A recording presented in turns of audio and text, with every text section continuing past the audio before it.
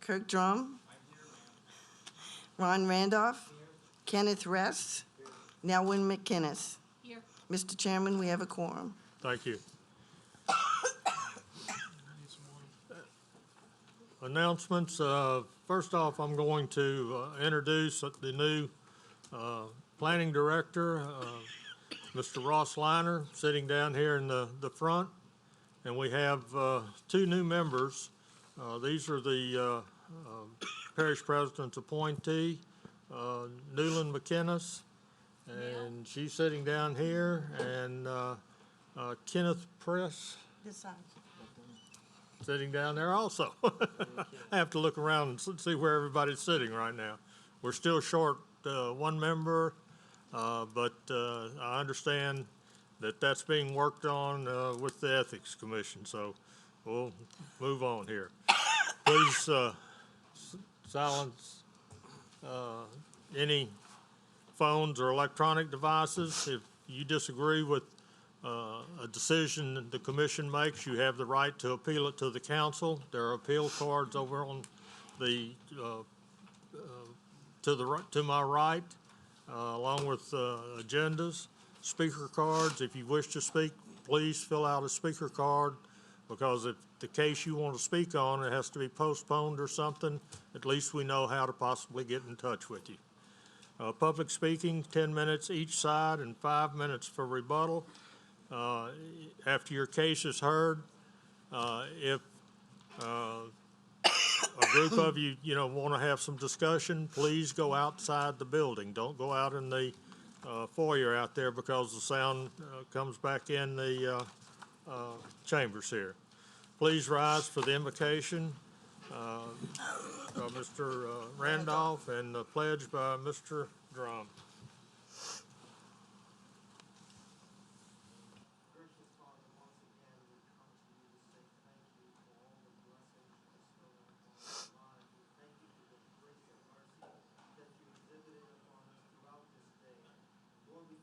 Opportunity once again to act the part of commissioners, Lord. And Lord, we ask that you bless each and every one of our commissioners as we welcome our new commissioners, Ms. Nelwyn McInnes and Mr. Kenneth Rest, and also our new planning director, Mr. Lyon. And Lord, we ask that you bless those that's in the audience. And Lord, more than anything, we ask that you continue to bless this parish government and all our employees. Lord, it's all these blessings we ask in your holy name. Amen. I pledge allegiance to the flag of the United States of America and to the republic for which it stands, one nation, under God, indivisible, with liberty and justice for all.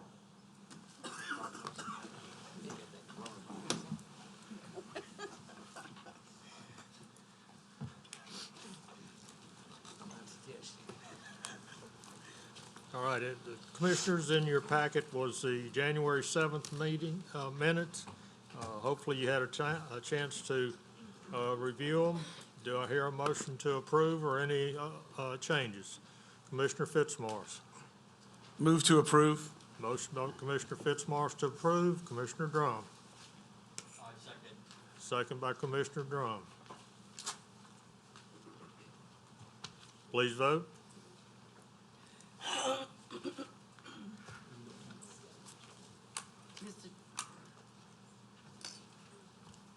The motion to approve has passed. Thank you. All right, Helen, we got cases to postpone? Yes, would you like to take in the election of officers first? Well, It's on your revised agenda. okay, we can do that.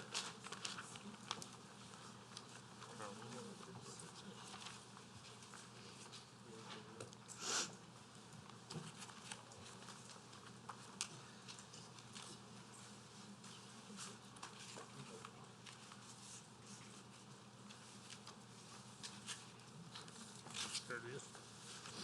Too many papers. All right. Election of officers. We need to elect a chairman and a vice chairman. Do I have any nominations? Commissioner Fitzmaurice. I nominate Dave Doherty as chairman, Todd Richard as vice chair. If you'd like to take them independently, we can. Pardon? If you'd like to take them independently, we can, but I'll make those two nominations. Okay, do we have a second? Commissioner Randolph. Second. Second by Commissioner Randolph. Please vote on the chairman. I guess there's no other nominations before. Yeah. And I'm assuming there were no other nominations from the floor? The motion to elect Mr. Doherty as chairman has passed. Thank you. Any further nominations on, from the floor on, vice chairman? Seeing none, please vote.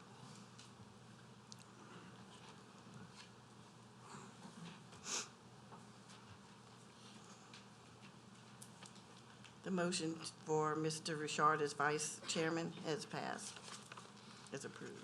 Okay, and as chairman, if, Mr. Fitzmaurice will handle the parliamentarian as he did last, go-round, I would appreciate it. Thank you. All right.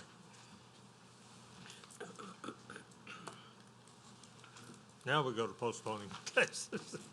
Yes, Mr. Ellen? Chairman. The first request is for number 7, 2016-155 ZC.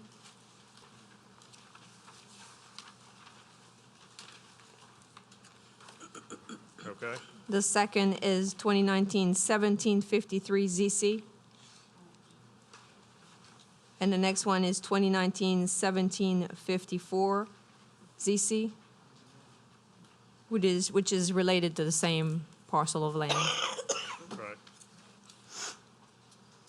That's all? All right, I'll read them into a record, and then we'll take, votes on them separately. 2016-155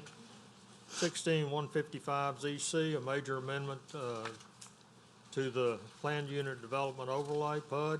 It's 69.69 acres. The petitioner's Kenneth Lapicola. Okay. Owner is Military Road Land Company, LLC, Frank Lapicola. Location parcel located on the east side of Louisiana 1081, south of Smith Road, Covington, Ward 3, District 2. This is, I need a motion to postpone, and then we'll vote on it. Commissioner Willie. Move to postpone, I'm assuming for 1 month? Yes. Yes. Postpone For 1 month, yeah. for 1 month. Commissioner Randolph. Second. Second by Commissioner Randolph. Please vote.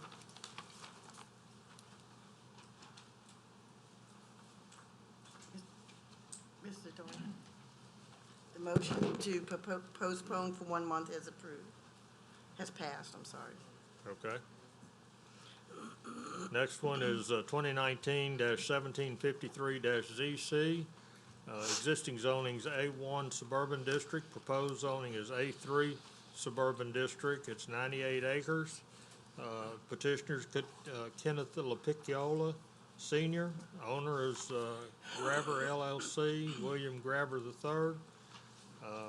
Location, it's partial located on the east side of Louisiana 1082, south of Smith Road, north of Thibodeau Road, Covington, Ward 3, District 2. Commissioner Randolph. I move to postpone that case for 1 month. Okay, motion by Commissioner Randolph to postpone for 1 month. Commissioner Willie. Second. Second by Commissioner Willie. Any further discussion? Please vote. Mr. Doherty? It's slow coming up. That's for okay. some reason tonight.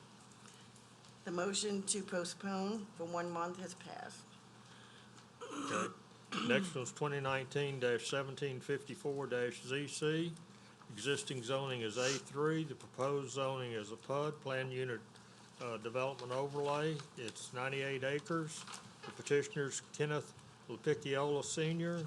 Owner is Grabber LLC, William Grabber III.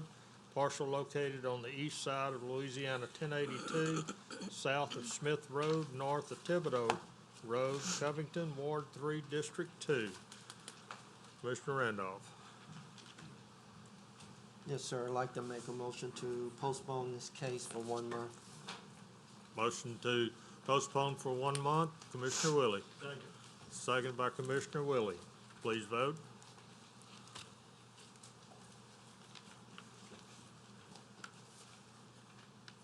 The motion to postpone has passed. Thank you. Welcome. Mr. Chairman, We'll go back to the,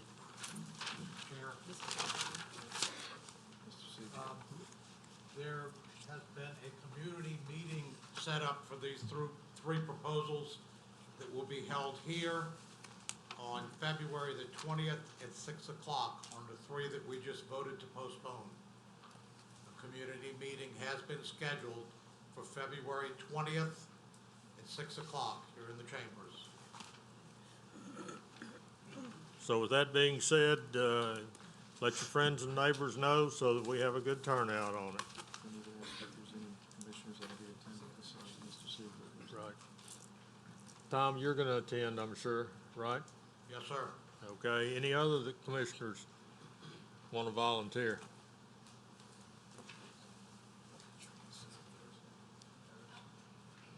Now, Commissioner McInnes?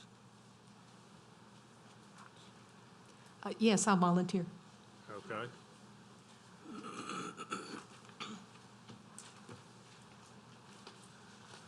And I should be here as well, or Todd, one.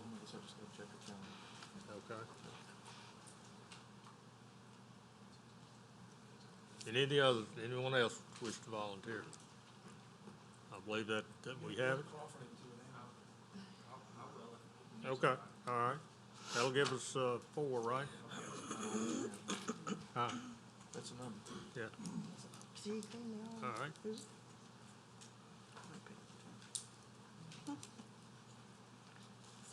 Okay. I wasn't sure if our deputy had something there. Yeah. That's 3. Pardon? Yeah? All right, we'll go back to the head of the agenda. It's 2019-1732-ZC. Existing zoning is A1 Suburban District. Proposed zoning is A1 Suburban District and an MHO, Manufactured Housing Overlay. It's .51 acres. The petitioner is Tara Easley. Owner's Tara Easley. Parcel located on the south side of $1 Million Road, west of Passman Road, north of Casey Camp Road, being 16538 $1 Million Road, Covington, Ward 2 and 3, District 2. Staff? the petitioner is requesting to change the zoning classification from A1 to MHO, Manufactured Housing Overlay. Staff doesn't have any objection to the request and would like to state that we are in favor of the proposal. Okay, are the, Ms. Easley here?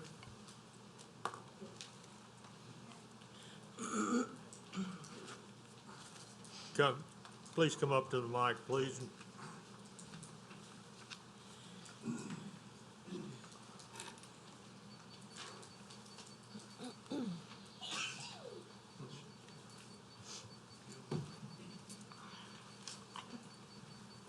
Good evening.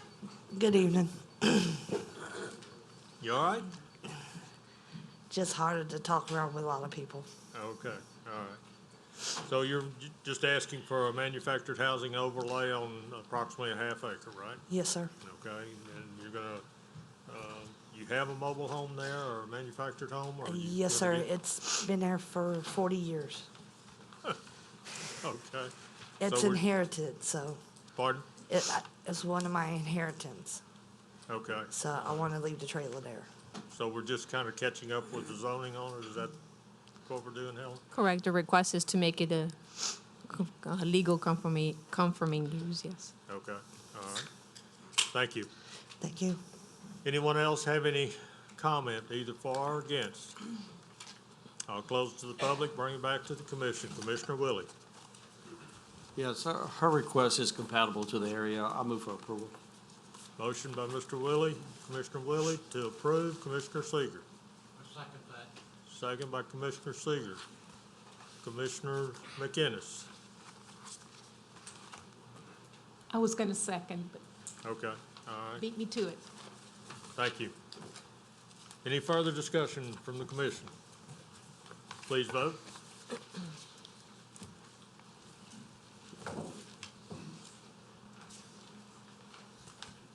The motion to approve has passed. Thank you. Next item is 2019-1744-ZC, existing zonings A4A Single Family Residential and HC2 Highway Commercial District. Proposed zoning is I1 Industrial District. It's 3.29 acres. The petitioner is Seth Legasse. Owner is Larry Terrell. Location, the parcel located on the south side of Louisiana Highway 36, south of St. Landry Street, being 20252 Highway 36, Covington, Ward 3, District 2. Staff?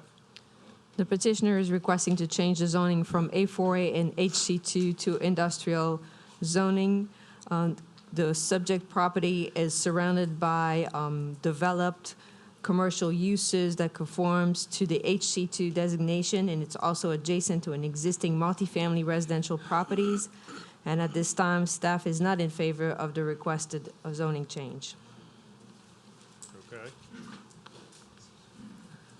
Mr. Legasse, are you here?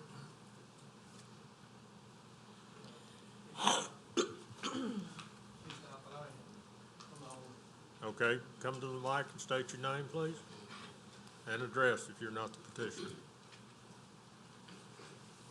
I'm Larry Terrell, 14405 South Lake Shore, Covington. Okay. And you're asking for the change? Yes, sir. Seth just filled out the documents. He works for us. Pardon? Seth just works for us. He's our operations manager. He had happened to fill out the forms. Okay, all right. And so the reason for the change is? We have, we're on 36 behind a little closed country store right there. We've been there since 1987.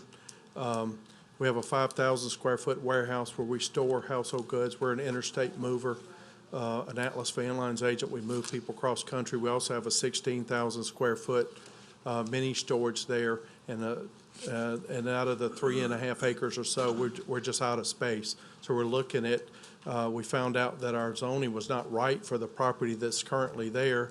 We didn't know that. We didn't know we had lost 25 feet to the back to the trace.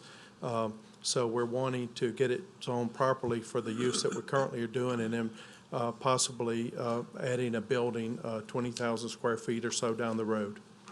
Okay, all right. Thank you, Mr. Terrell. Let's see if there's anyone else wish to speak either for or against. Does anyone in the audience wish to speak for or against on this item? Seeing no one, I'll close it to the public and bring it back to the commission. Commissioner Willie. Mr. Terrell, I have a question.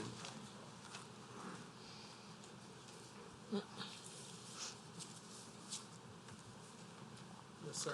You mentioned you had a 5,000 square foot building since 1980 something. Since Has it September been- of '87. Has it been in operation since then? Yes, sir. No lapse or anything like that? No, we built another building, a 16,000 square foot one in '92. Okay, Same property. all right, thank you. I'll move for approval. Motion by Commissioner Willie to approve. Commissioner Richard. Thank you, Mr. Chair. Helen, my question is, as it's zoned right now, can't you have mini storage and warehouse space? Yes, it is a permitted use. However, if I'm not mistaken, it was stated on the application form that they probably wanted to add trucking and outdoor storage, which more than likely is the reason why they're requesting to go to I-1. Outdoor storage yard of vehicles is listed as a permitted use only under I-1 and I-2. I thought you could have some outdoor storage. You say, is it the intensity of it, or you can't have any outdoor storage? I know you can't have wreckers and junk vehicles. I just want to make sure we have to go to industrial here to be in compliance. Well, you may have storage of a portion of the property can be used for storage of RVs and boats. According to what was listed on the application form, it was more for an outdoor storage of trucking or maybe, heavier equipment or beds of trailer. Maybe the petitioner can clarify. Thank you. Could Could you Yes, sir. clarify that? Thank you. We currently have, we don't do outside storage for customers like you see at Red Dot or Omni, where they do boat storage and RVs and all. That's not our thing, and we're slowly moving out of the mini store side of it. But currently, we already store there 5 straight trucks, 6 truck tractors, 9 trailers, 3 sales cars, and a pack van there now. That's 24 vehicles that we have. Now, some of them are out of state and coming and going, but we're already doing that, and we're not talking about doing junk storage or anything like that. It's just for the operation that we do for the moving and storage part of our industry, our part. I think I understand that, and with that answer, you still think we have to go industrial, I-1? In order for him to continue Okay. and to further develop in that manner as explained, an I-1 will be Okay. required or necessary. I'll listen to the rest of my commissioners. Thank you. All right. Commissioner Parish. Question, I guess, so I'm not familiar with the I, but industrial sounds to me. So let's say he sells his property later and it's rated industrial. What else could be put in there? If you allow me just one moment, sir, I will pull up the ordinance and read you exactly the uses that are allowed under I-1. And the reason for concern is there's residential properties right next to this with nothing bordering, really, in my mind. It seems like having industrial right next to a residential area doesn't seem ideal to me, just, There are basically 10 permitted uses, radio and TV stations, auto body shop, outdoor storage and contractors storage yard, welding shop, indoor recreational facility, office warehouse, portable storage containers, outdoor display, sales, specialty food processing, and crematorium. okay, thank you. There is multi apartments to the east of us. There's a closed store to the north of us. There's commercial property to the west of us that they're using for a janitorial warehouse products place, a barber shop and all right there next to us. Further back, there's nothing but the trace to the back. So, Okay. Any other commissioners have any comment? Commissioner Seeger. I'm going to second the motion to approve. It Yeah, was made a while earlier. Okay, we have a second by Commissioner Seeger. Any further discussion? Please vote.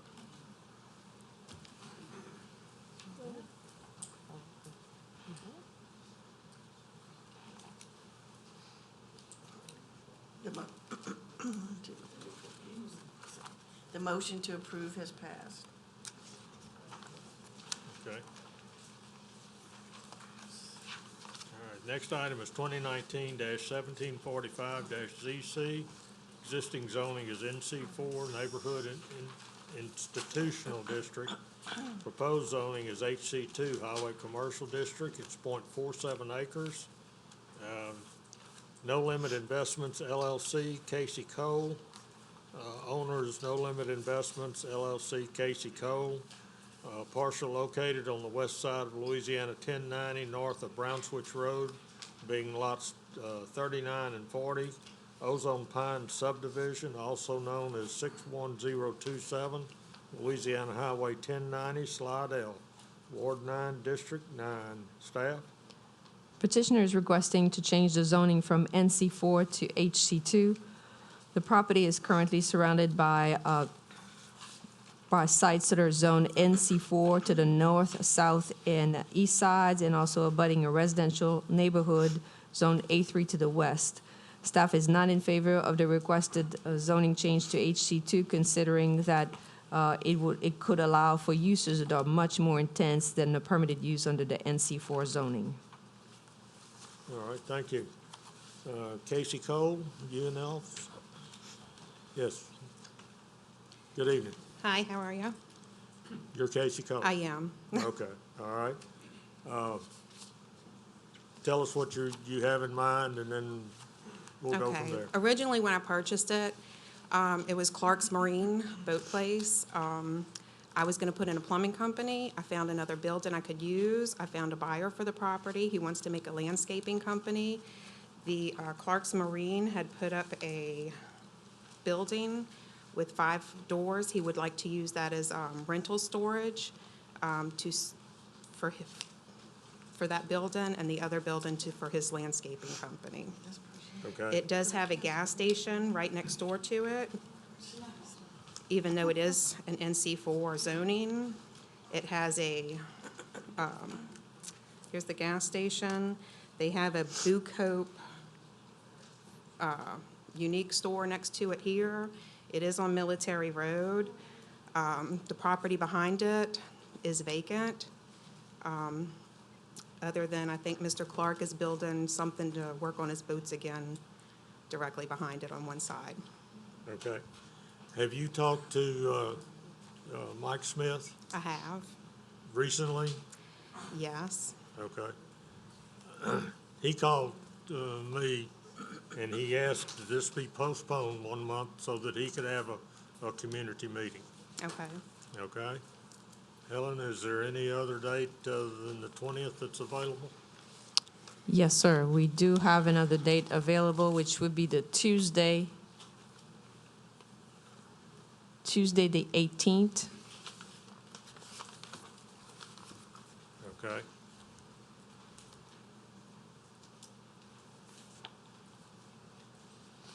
All right. Thank you. Thank you. Is there anyone else in the audience that wishes to speak for or against on this item right now? I mean, right now, we're going to postpone this so that we can have a community meeting, so there's not really any action gonna be really taken tonight as far as approving or denying this. Okay? Yes, sir, do you want to come speak? Okay, you filled out a speaker card. I used to own the property where they're trying to rezone it, and I came in here 6 years ago to rezone the property. Told me they would not rezone the property because it was a scenic route, and they told me I could not work on boats out there in that outside. I had to work on them inside the building, and I moved to Pearl River. I got a business in Pearl River. I ain't got no intentions of moving back to my house and working on boats. The only thing I do, I got a permit to build a building, store my old antique cars in, and that's what I'm doing. And that's what I got to say. Okay. But I was the owner of that property. Okay, just be aware that there is going to be a community meeting on the 18th, and it might be a good idea if you attended also. Okay, thank you. Sir, sir, Yes. what Ken is your Clark, name, please? Kenneth J. Clark, Jay Clark. Thank you. thank you. All right. I'm going to close the floor to the public and bring it back to the commission. Commissioner Randolph. Yes, sir, I'd like to make a motion that we postpone this case for 1 month. Okay. Commissioner Seeger. Motion. Second by Commissioner Seeger. Commissioner Fitzmaurice. I'm just going to offer my attendance if we moved on this matter. Okay. All right. We've got a motion and a second to postpone for 1 month. Please vote.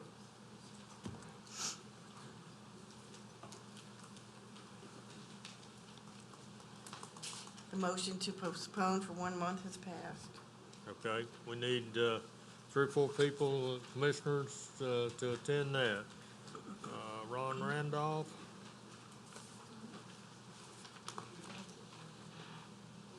Fitzmaurice said he was coming. Okay, Commissioner Fitzmaurice.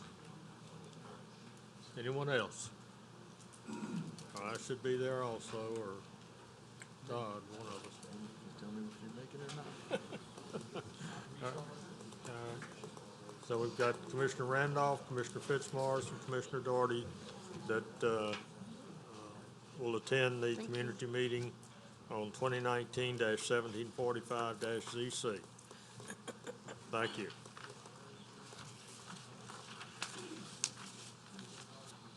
All right. Tuesday, February 18th. Next item is 2019-1750ZC. Existing zoning's I-2 Industrial District. Proposed zoning is HC2 Highway Commercial District. It's 11.77 acres. The petitioner is North Point Business Park LLC, George Bourgeois. The petitioner is North Point Business Park LLC, George Bourgeois. The owner is partial. Let me get this straight here now, so I can see it a little bit better.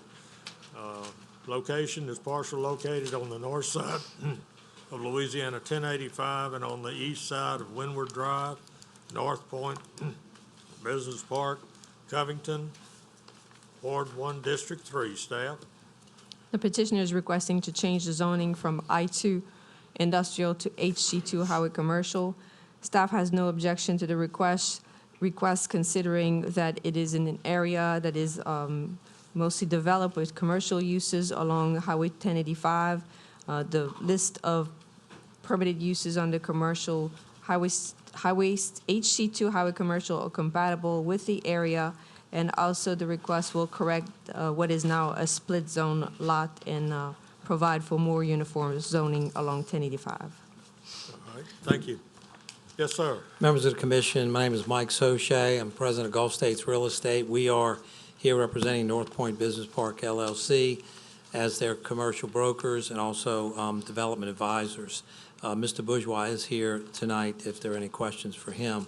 Some of you may know, our company developed and owns the Rouse Shopping Center on the corner of 1085 and 1077. It was a very successful but small development. Rouse is doing very well there, and their sales continue to grow.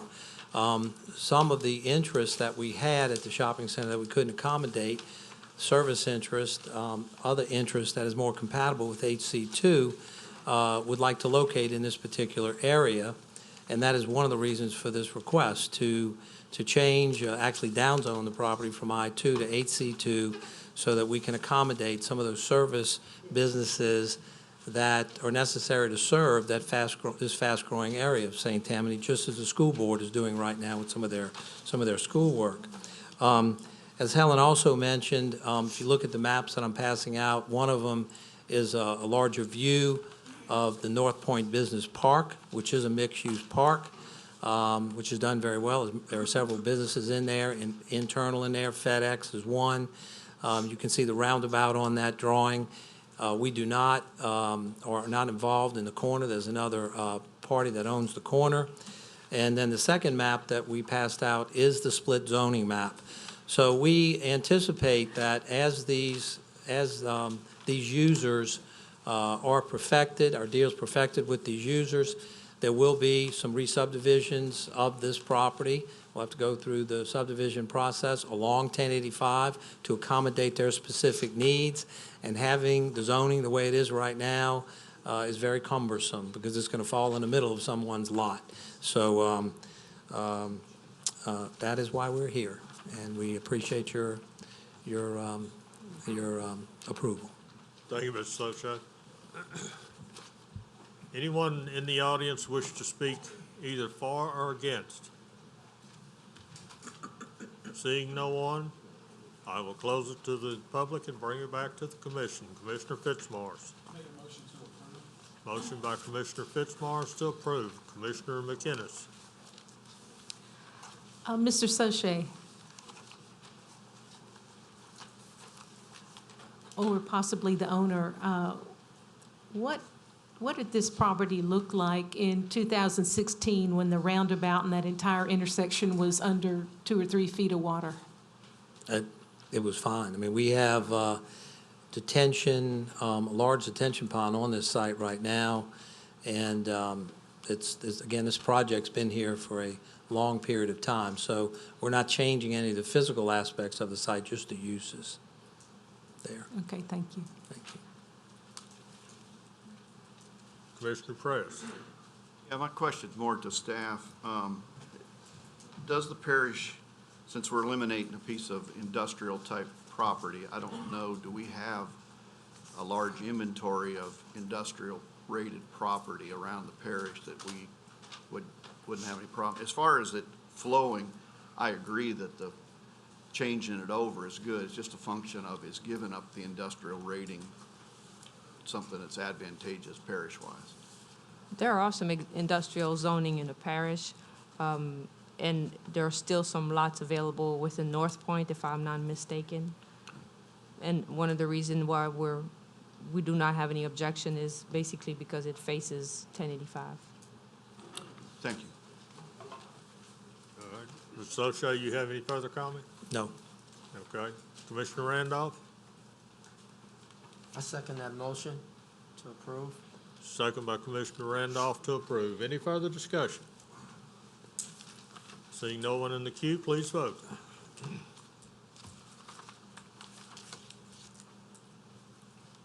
The motion to approve has passed.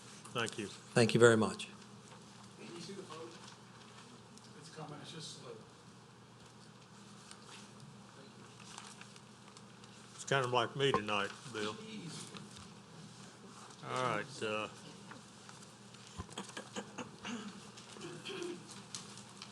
The next two we should hear together because it's a zoning change and a planned unit development. I'll read them both into the record. 2019-1751-ZC. The existing zoning is A1, A1A, A3, and I1 industrial district. Proposed zoning is A4, single-family residential. It's 83.51 acres. Petitioners Jones Fussell LLP, Jeff Shane. Owners St. Tammany Land Company LLC, parcel located on the south side of Dove Park Road, west of St. Tammany Trace, or Tammany Trace, and Louisiana 59, Mandeville, Ward 4, District 5, and 2019-1752-ZC.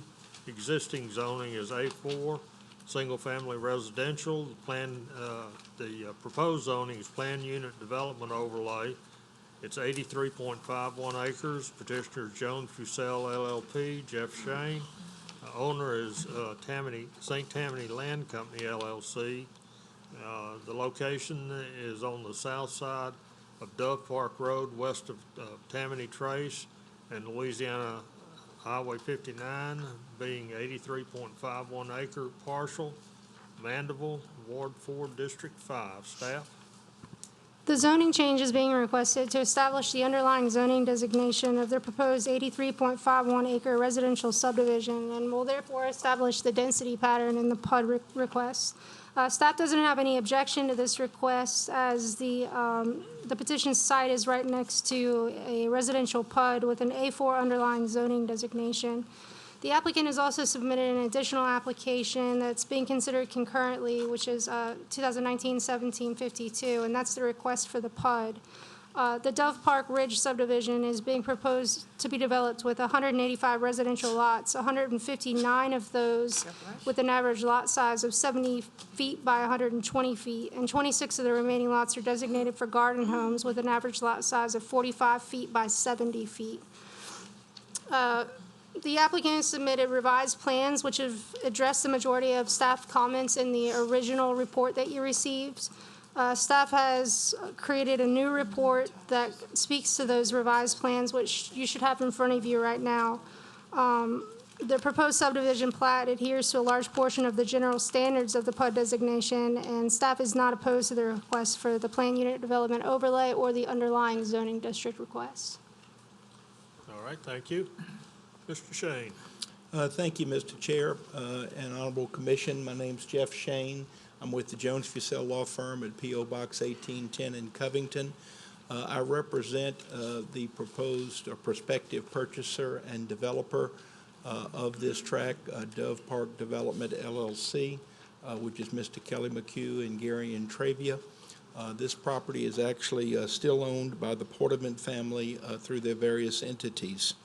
I have provided you 3 documents this evening that hopefully will assist you in understanding the nature of this project. Those documents include a revised PUD plan that was revised as late as yesterday to include responses, if you will, to all of the staff comments that were made in the initial PUD staff report. Staff has reviewed the revisions that we've made, and I summarized those changes for you in a memo-style document that appears to be like a copy of an email that has 10 points on it. All of those items can be found on the revised PUD plan or either on submissions that we have made to staff.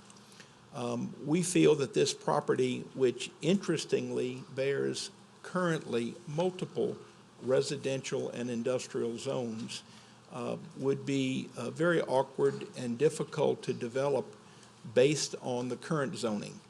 And we believe that the selection of an A4 underlying zoning presents a relatively modest residential density for this tract of 185 total units. We say that in part because of the underlying zoning and PUD development that was approved by this commission across the street, across Dove Park Estates, probably within the last 6 months or so. If you'll take a look, please, at the PUD plan itself that I handed out to you this evening, there's some features that I would like to bring to your attention. Note that this subdivision has, in fact, a dual access to Dove Park Road. Also note that on the east side or the right side of the drawing that you're looking at, that we also have developed an access point to the Tammany Trace. You will note that the green areas are green space. You will also see that the gray or the light colored areas are wetlands areas that will not need to be mitigated. There will be no permitting. In fact, if you look at the wetlands areas closely, you'll see that there's really very, very little wetlands that will require any form of permit, mostly for crossings, if you will, for our streets. Interestingly, I think this property is in flood zone C. It's a non-flood zone, so there are not the challenges that you might find with other properties that are in a flood zone or that would present fill mitigation issues and things of that nature. The property will be serviced by Central Sewer and Water. There are actually 2 providers in the area. There is a likelihood that Tammany Utilities, the parish-owned and operated public provider, may in fact be the provider of choice. But the point is that the development will have central sewage and water. The drainage issue, of course, although not an issue before you this evening, obviously is being studied carefully and closely, and of course hydrology will be submitted to staff for review prior to us coming back to the Planning Commission for preliminary subdivision review and consideration. The same thing with regard to traffic. Again, I know you as a commission understand that, but I mention these things for the benefit of those in the audience that are here tonight to learn about the case. A detailed traffic study based on a scope and requirements as determined by your staff will be submitted to the staff for review and consideration, again, prior to the preliminary subdivision review by the Planning Commission. So at the end of the day, we ask that you consider recommending the rezoning of this multi-zone tract to A4, but also with a PUD overlay to facilitate this 185 lot, which is a density of 2.22 units per acre. 159 of those units are specimen or typical 70-foot by 120-foot lots. The other 26 units will be garden homes in various clusters as shown on the map. One of the things that I think is novel, and to my knowledge, perhaps this is the first developer and the first development that will be offering this type of protection and amenity for this subdivision, is the tree preservation plan.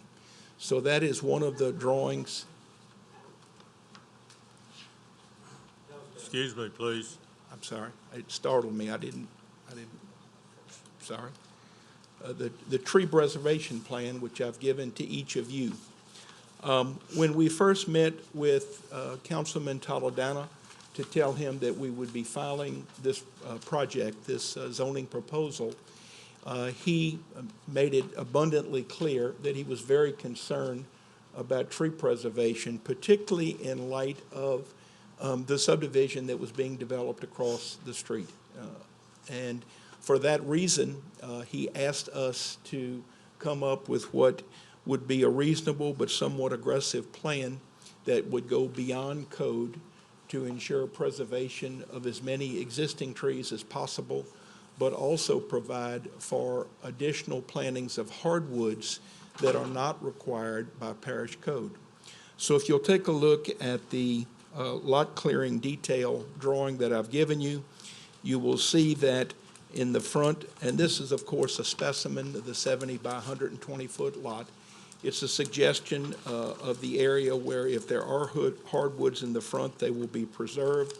If not, at least 2 hardwoods as per the specification, that's note 3, will be planted. You will also see that to the rear, there will be preservation of trees and green space as well to these lots.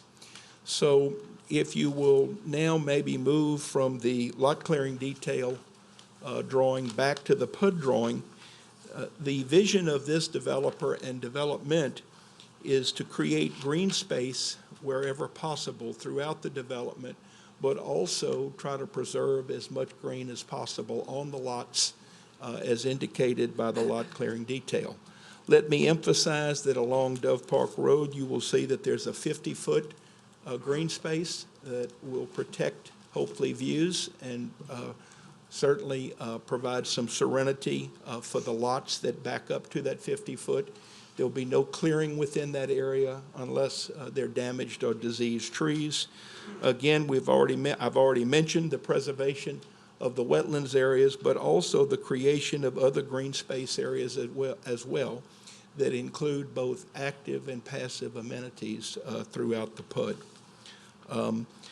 I must say that this development, in my view, does incorporate many of the things that some of the better PUDs have provided to other residents and other developments throughout the parish through the years. So we hope that you will take those things into consideration when looking at this proposal. That really is all of my comments at this time with regard to both cases. If there is any time in this first presentation, I'd like to reserve it for rebuttal. Okay. Pardon? Yeah. Yeah. Anyone else wish to speak on this that is supporting this plan? Okay. We have several cards up here, and several are against, and others just wish to speak. So we'll start with Darlene Chenov. Okay. Come to the mic and state your name and address. You're speaking against, is that correct? Yes. I kind of wasn't expecting this. I just found out about this meeting like a half an hour ago. But so I really wasn't prepared to get my thoughts together, but I'm just speaking from the heart here. I've lived on the Dove Park area for almost 30 years, and it was just the most beautiful ride driving down Dove Park Road. It was like heaven to me, which is why I moved out in this area. I live off of Buras Ranch Road, which is right off of Dove Park Road, and I've seen, a lot of the explosion in the area, which is fine, I didn't want to be the last one to move here, like everybody else wants to be. I do understand the need to keep growing, but I just beg you to just think about this. I'm sure these gentlemen are, doing the best they can to plan for this tract of land, but I've noticed the potential flooding in my neighborhood since they cleared that other subdivision that they're putting up, and I guess that commercial right there on Dove Park Road, which is right down the street from Winn-Dixie.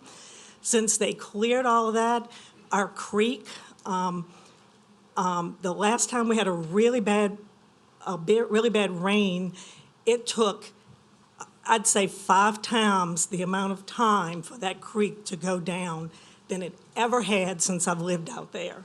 And that's since that development came about. I'm not saying that that's what it was. That's just from a layperson just kind of looking at it, just from my perspective.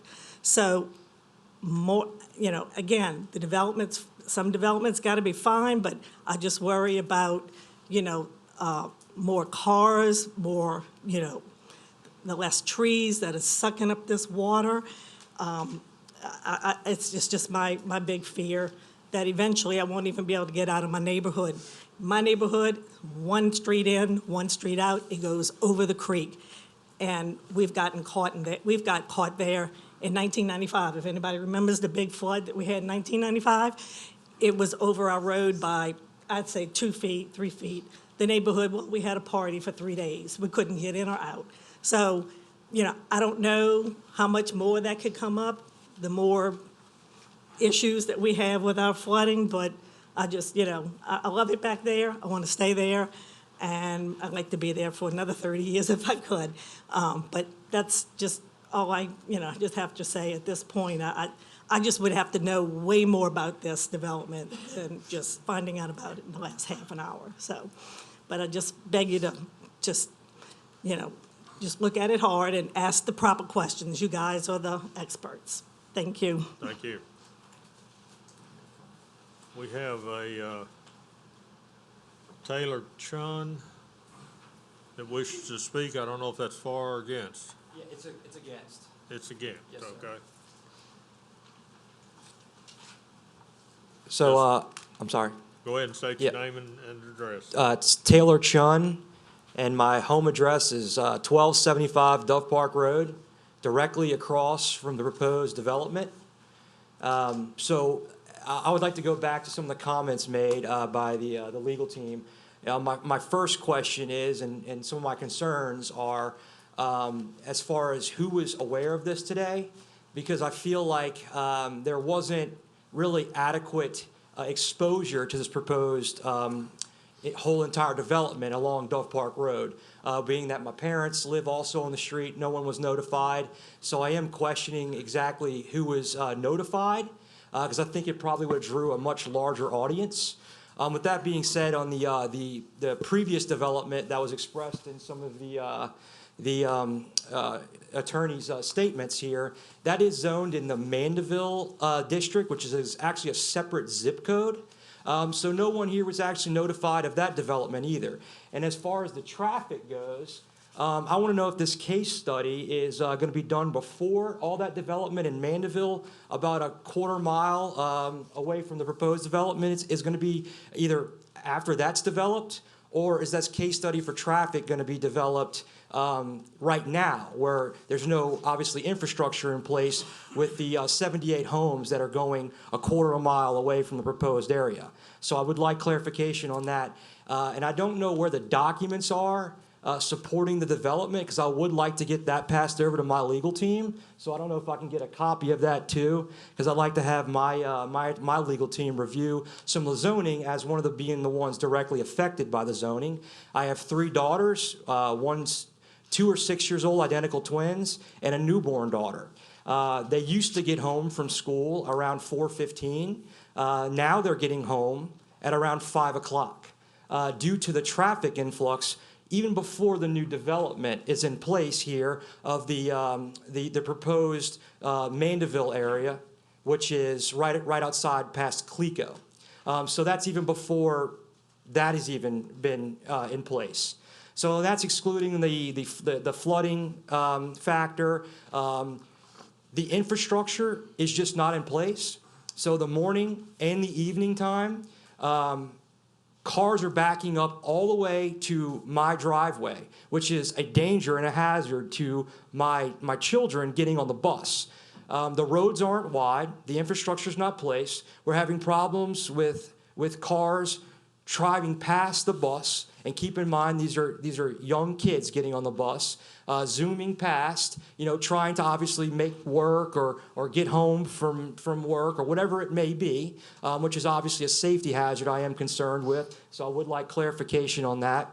But I do have obviously a lot more questions, and I do feel like there should be more attention drawn, as 185 homes is quite the amount of traffic and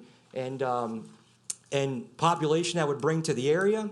And I would also want to bring to attention the original proposed Coop Drive road that was supposed to go across.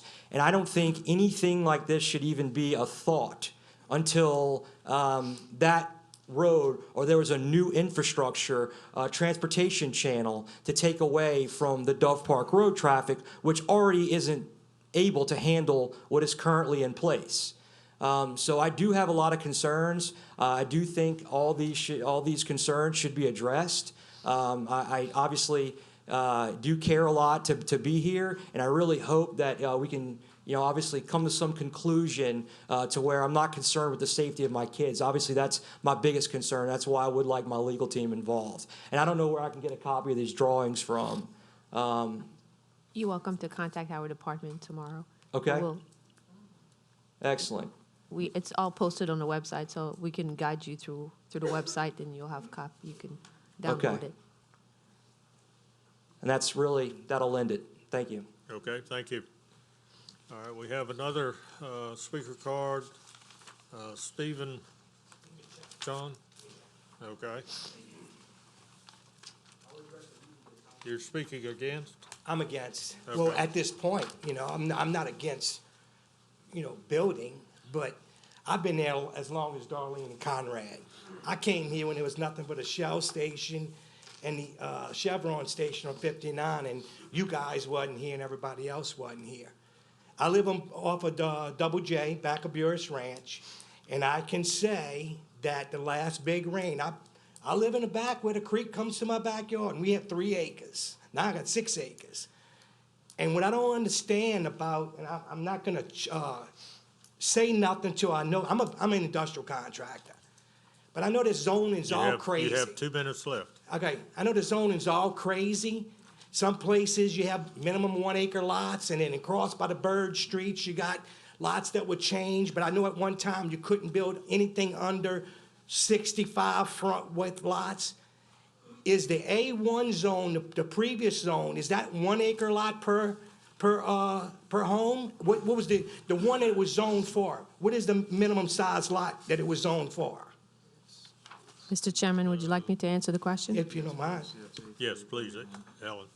A1 is a density of 1 unit per 5 acres. So- Okay, so let's use that 1 acre for 5 acres, and you have 185 homes now, and it was 1 acre per, 1 house per 5 acres, you would reduce the amount of homes in there horrifically, okay? So I cannot believe y'all could even consider even going on 1 home per acre.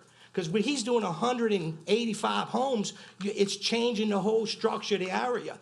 Because I know where they live, my son, and I see the neighbor here, it's all deep lots across the street. And you're adding more and more of these homes. You gotta know how much retainage, because all that water's coming to our creek.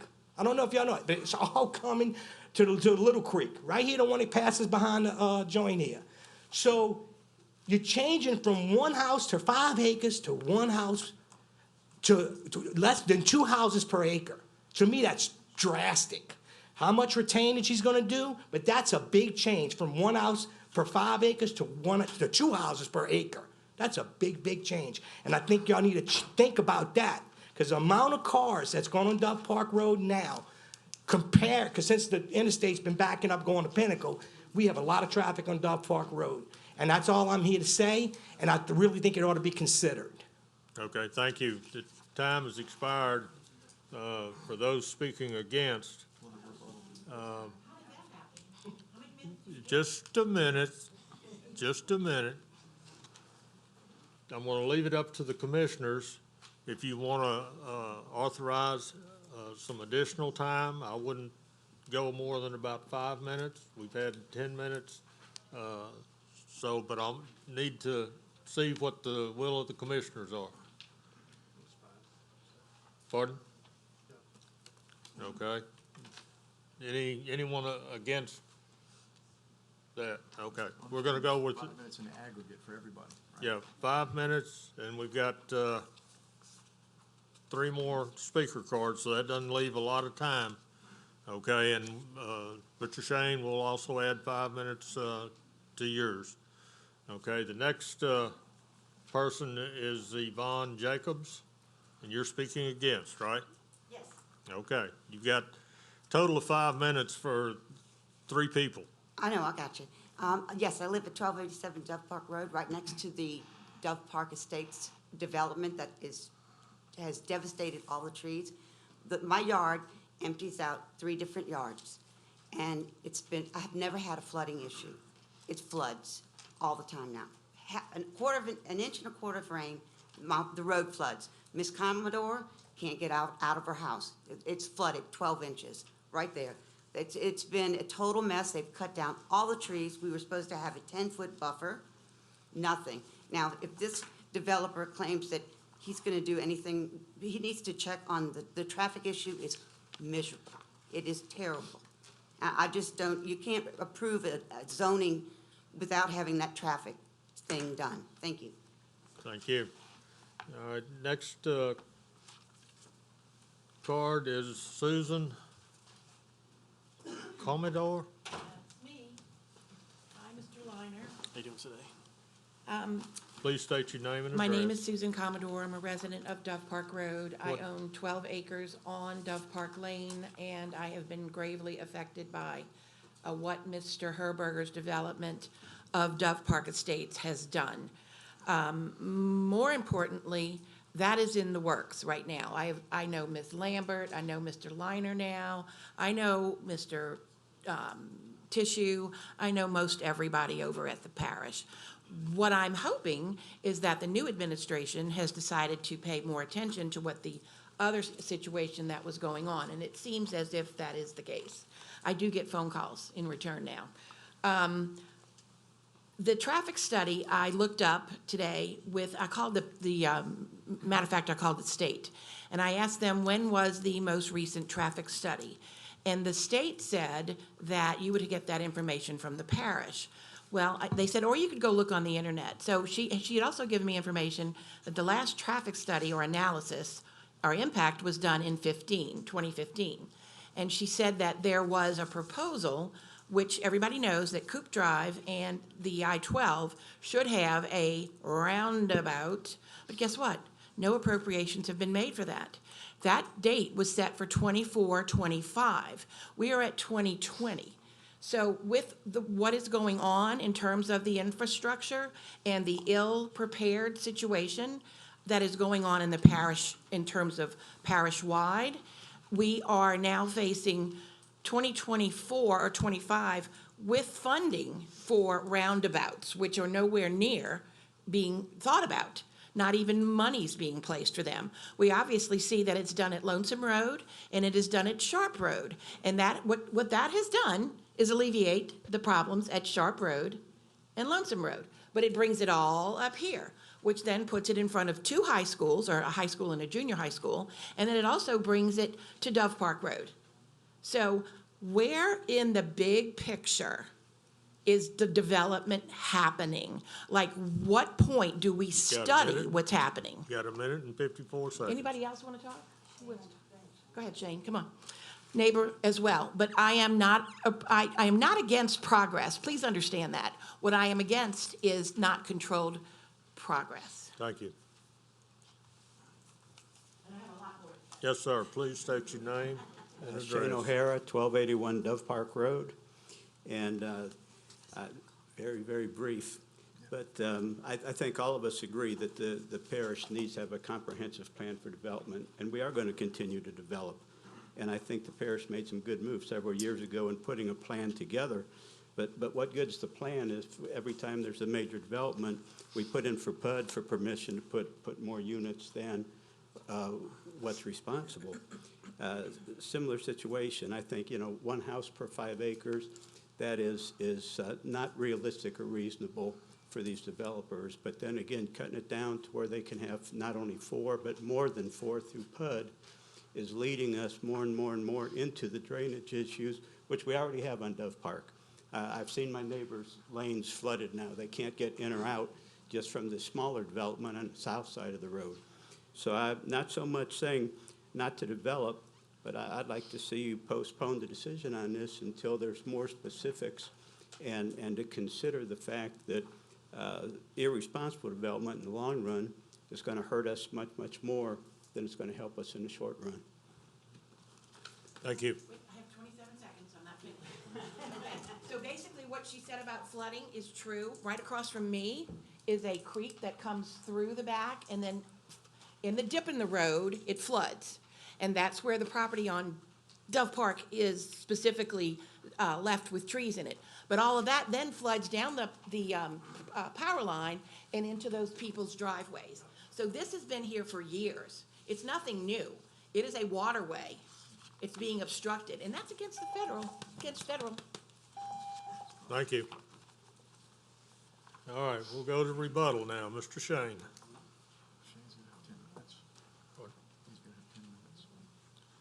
Yeah, you'll have 10 minutes.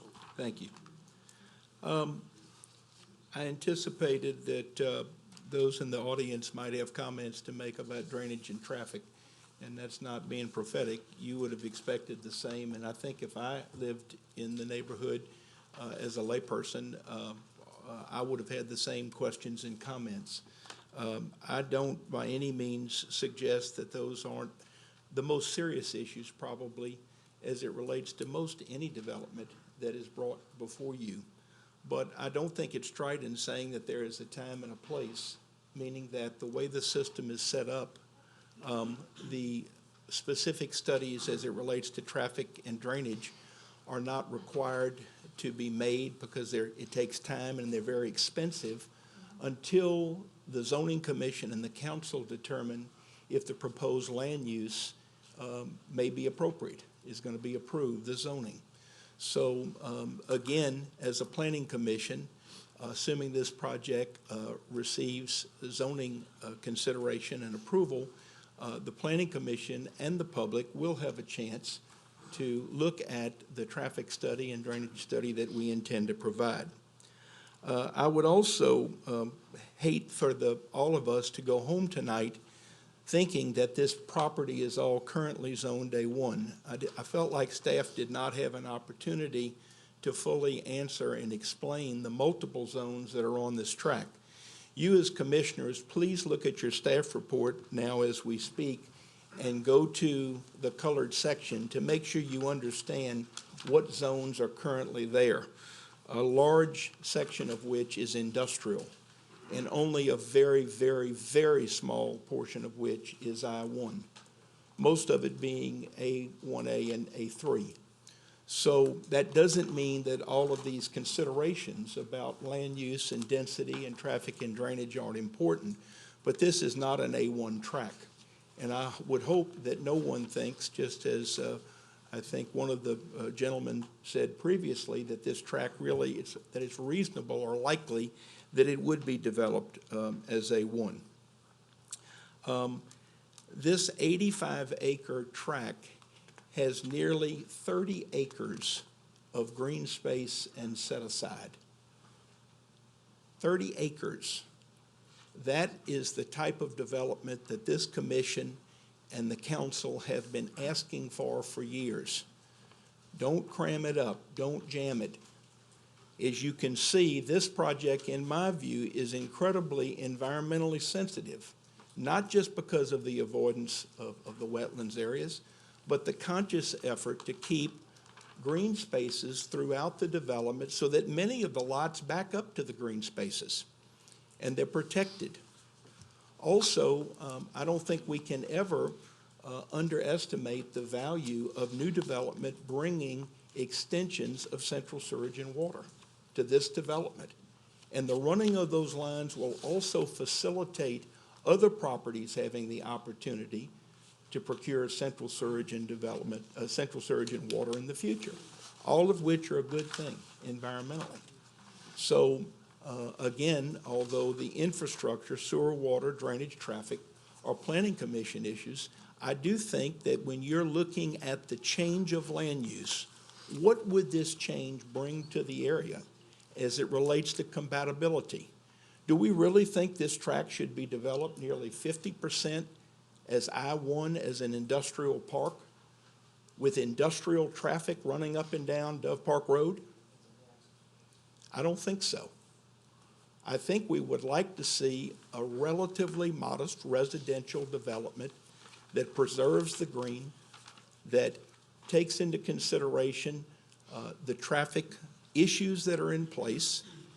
And again, for those in the public that may not understand how the traffic studies are performed, they do take into account projects that have been approved but have not yet been built, and also take into account projected growth in the years to come. That's factored into the traffic study. So it's not a question of just when the counts were taken as to what the traffic currently is today. So I think, again, a time and a place as it relates to both traffic, drainage, and the other planning commission items. I would suggest to you that the thought that was given as it relates to the trees on the lots is certainly, I think, a significant feature of this PUD. This is something that Mr. Toledano believes is very important. He would hope to see it in all of his projects in District 5 and hopes it will start a trend for perhaps all of development in our parish, and maybe even becomes a code issue one day or a code requirement. So I think that a few other comments. I am sorry that some did not know about the hearing until recently. I do know that it was posted timely because I always check my projects every few days to make sure it was posted. There should have been abutment letters that went to those that live in the area. That's as per the ordinance of the council. I'm sure there was posting on the website and probably a physical posting here as well. And I know that there was a fair amount of Facebook commentary about this project that I realize doesn't penetrate to all, but certainly penetrates to some. This is the first public hearing of many as it relates to this project. I do not think it's inappropriate for you to consider making a recommendation as it relates to the zoning this evening so that the developer will be encouraged to go out and make the sophisticated planning commission required studies to measure the impacts and to see if the infrastructure is there or to see what additional infrastructure will need to be in place to adequately take care of safe, convenient traffic and certainly safe and efficient drainage. Thank you, Mr. Chairman. That's all my comments at this time. Thank you, Mr. Shane. We'll go to the rebuttal of those that spoke against, and you have 5 minutes. And that's for everybody. Yes, ma'am. Y'all are going to know me personally real soon. Susan Commodore again, hello, everybody. I understand what Mr. Shane is saying. I understand, and I understand that Mr. McHugh is a developer, as a surveyor, and things of that nature. But right now, Mr. Stephen Ruther was required across the street from there to have a 1-acre lot of his property. There's a 5-acre development directly across the street, and he was not even allowed to have a variance of about 10 feet. He was required to have a 1-acre lot for his home directly across the street. So the requirements are very different as they go up and down the street. Yes, I've lived here since 1967, And obviously, there has been tremendous development. There's even been moratoriums on development in this parish. And that should be the case right now, because it's rampant. It's outrageous, actually. And to say that obviously, we're not legally minded here and that we don't know all the ins and outs, but in finding out things that they actually say things like, will the subdivision be noisy? Very little. Well, I can tell you that my alarms have gone off. I can tell you that the trees falling down have caused things to fall down on my property. That's unreasonable. There are things that saying, will there be any flooding? Yes, there is flooding. There's a lot of flooding. But the developer checks off, no, there's no flooding. So if you're going to believe him saying that these things aren't going to happen, Mr. Herberger had to rent me a truck for 4 days because I couldn't get out of my property. That's illegal. That's federal. And you know what I did? I called the parish, and the parish came out, and he took a measurement with a tape and said, yep, Miss Commodore can't get out. Miss Commodore can't get out. And I was sick with 104 fever, and I had to go to the doctor. And because things weren't being handled properly and they weren't being guided, it's a free-for-all. I mean, I hate to say this, but unless somebody's out there and they routinely check things, it's kind of coming after the fact. So when I had a 10-foot right-of-way of trees, all was agreed upon, then all of a sudden, 10-foot right-of-way of trees disappeared. And you know what appeared? A 20-foot wide, 8-foot deep drainage ditch. Now, what would that be for? You know, You've the plans. got 2 minutes and 23 I seconds. see that. The plans called for. Another gentleman would like to speak. The plans called for 10 feet wide and 30 inches deep. So I'm sorry, but I would think that somebody's not either reading something properly. I would like to be a resident that's heard, specifically heard on all of what's happening. There you go. Thank you. Yes, sir. I just want to clarify a little, I think one house per 5 acres is outrageous too. So I want y'all to understand where I'm at. But to go from 1 house to 5 acres, because I know there's a lot of zoning there that's 1 house per 3 acres in the past going east towards from Burris Ranch that way. And, that's kind of, I'm not going to get into that. But to go from 1 house per 5 acres and then go to 2 and 3 houses per acre, to me, there's no middle ground. And I like his 30 acres of green space, because that's a lot better than across the street.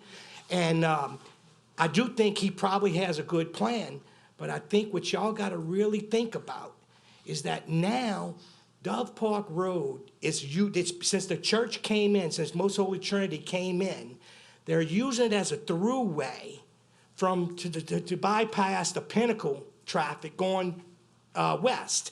So we're getting a lot of throughway traffic through the church, the new church road coming to Dove Park Road. A lot of that's got to be taken consideration.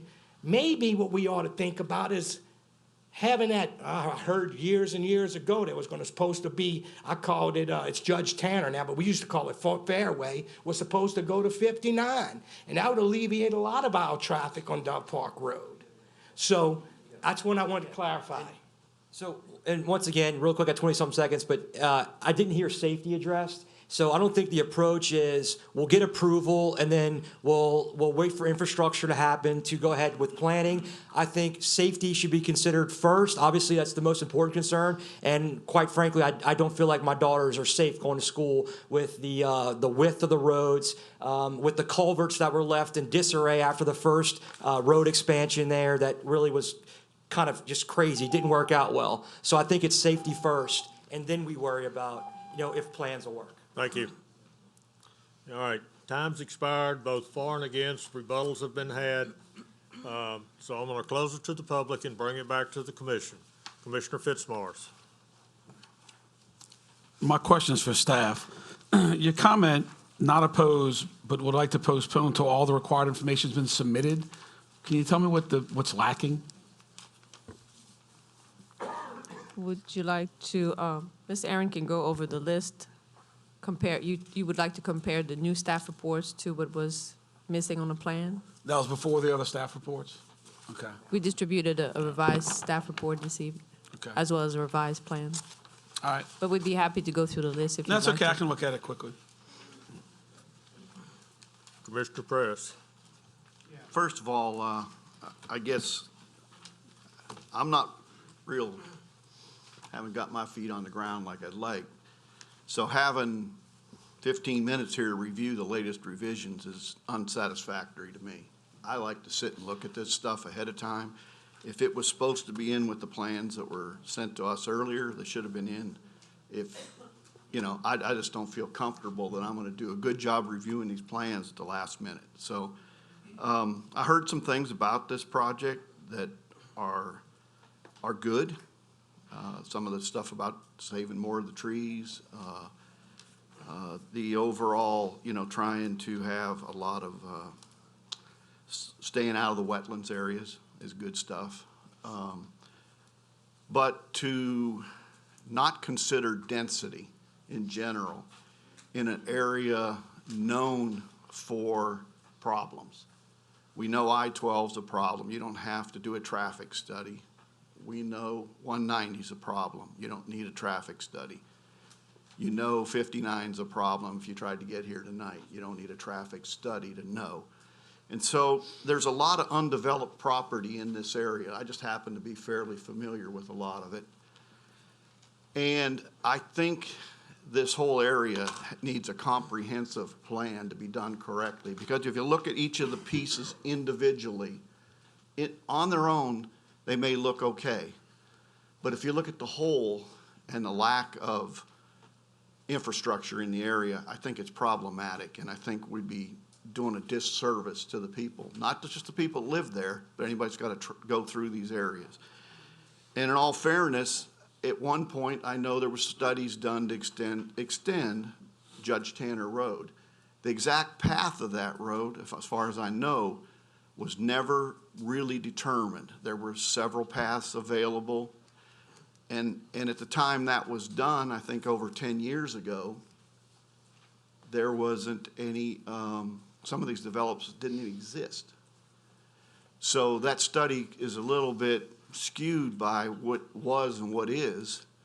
And I think without the proper infrastructure, I think we'd be setting ourselves up for something to continue a problem. Now, what's the answer?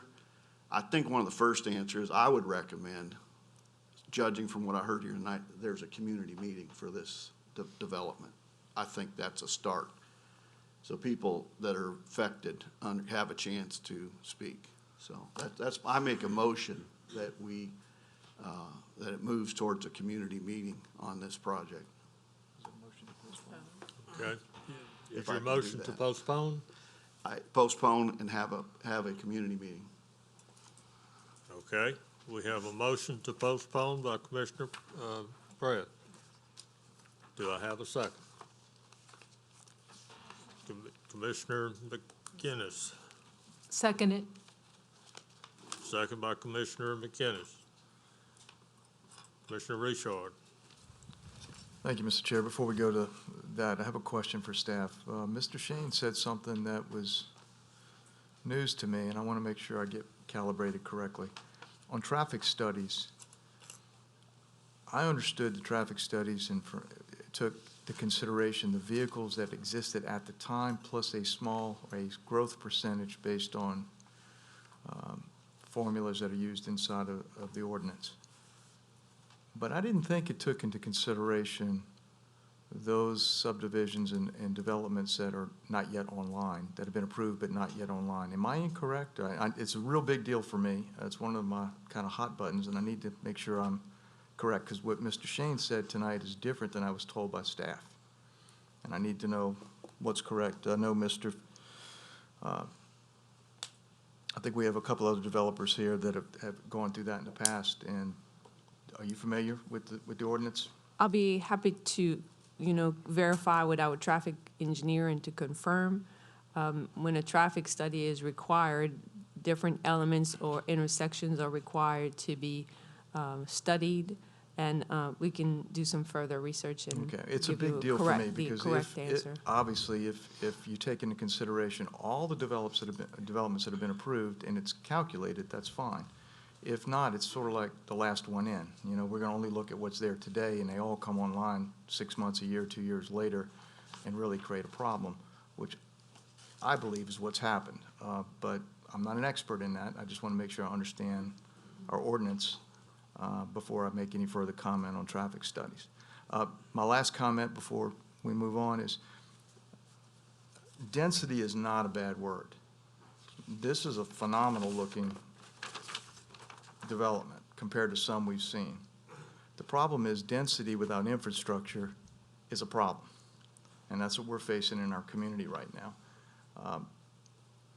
A lot of the people are frustrated in the audience because of our process. Our process is what's been adopted by the council in the order that we have to go in.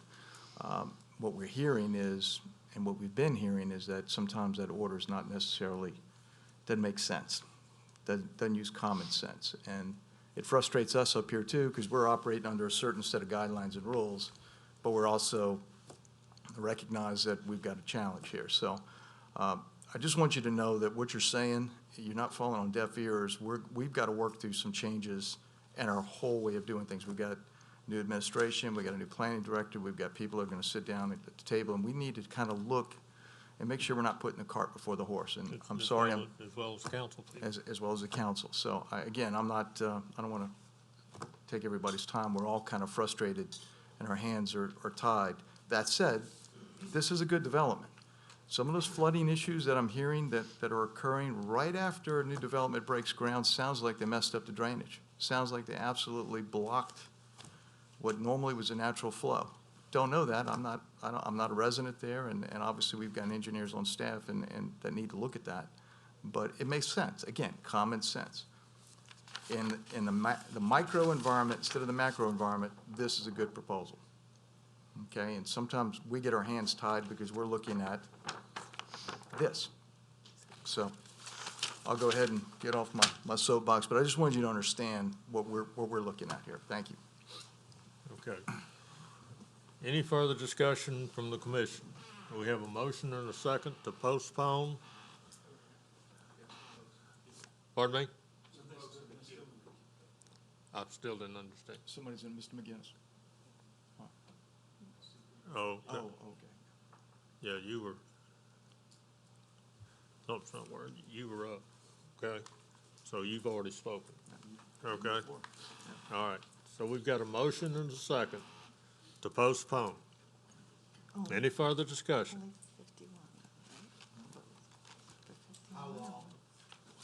Pardon? How long is it? Just postpone. 1 month? We have two cases here too. Just keep in Right. mind. Yeah, we have two cases. Ken, you want to postpone both of them? Well, I think they go hand in hand. They should be basically handled together. We have to vote on them separately.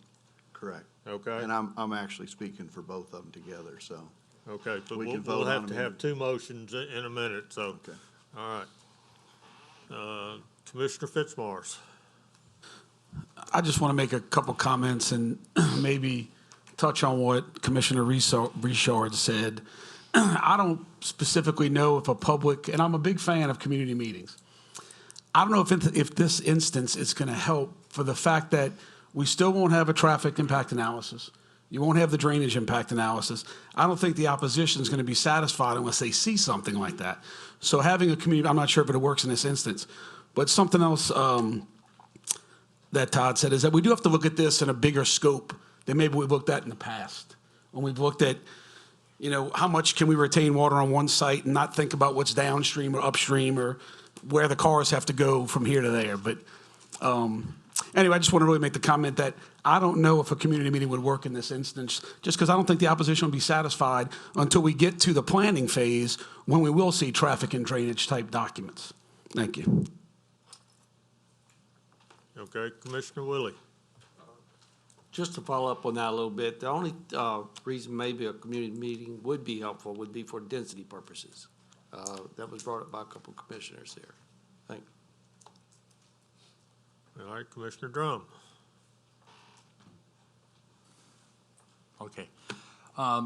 Some comments were made from the individuals in the audience that there are places where there's one house per 5 acres, 2 houses per 1 acre, and why is that here and not over there? Well, when those places are built, they come before us, maybe before I even joined this organization here, and that was what was requested. That's what was zoned. That was presented to this commission and the planning committee. And so those homes or those subdivisions were built on what was requested and shown to this organization at that time. So that doesn't mean you're always going to have 4 houses per acre, 1 house per 5 acres. It's how it's presented to us and how it is looked at and then agreed to or not. So you're going to have a house on 5 acres or 5 houses on 1 acre, however it is, because that's how it's brought forward to us, just like this subdivision, how it's brought to us. And so that's what has to be decided when we get this information, and it's not just an arbitrary type of thing, just to let you know. Okay? Thank you. Kind of following up along with that, even if we have a community meeting in a 30-day period, the answers you folks are looking for won't be there. Okay? So basically, you're going to come and you're going to waste a couple hours of your time, and you're still going to be frustrated. You're not going to have the answers that you want. The rules that we have to follow as a commission, we have to look at the zoning and see exactly, is it going to meet the criteria for that area? And we can change the zoning, but on the subdivision, then we go to the planning phase of it. And that's when we get into traffic, we get into drainage. Of course, we already have the kind of an overall layout of what's being looked at. So just to make that comment of kind of where we are from a rules standpoint, and that doesn't mean that this is going to be the rules forever. Okay, there's some discussion going on with the commission, with the council, with development to maybe change some of these rules, okay? I mean, the first question that we get asked on the subdivision is drainage and traffic, okay? And when we're in the zoning phase of it, we don't get that information. So we've got a motion and a second to postpone for 30 days. Any further discussion? Please vote. And this is for 1750.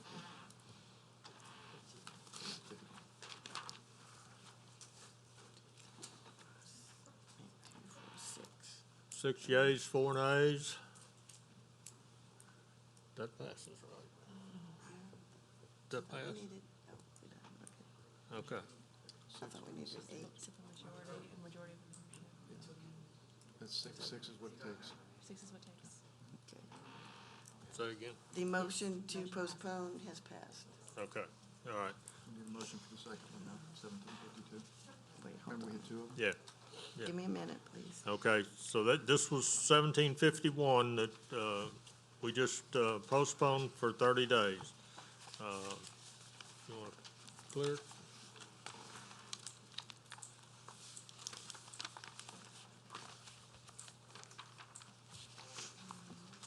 Okay, Commissioner Parish, you want to make another motion to postpone?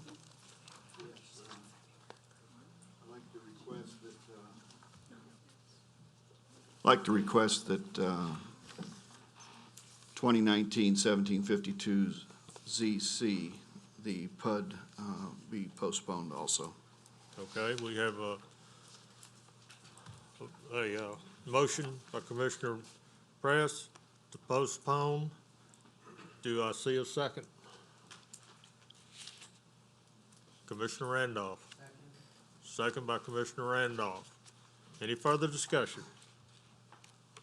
Please vote.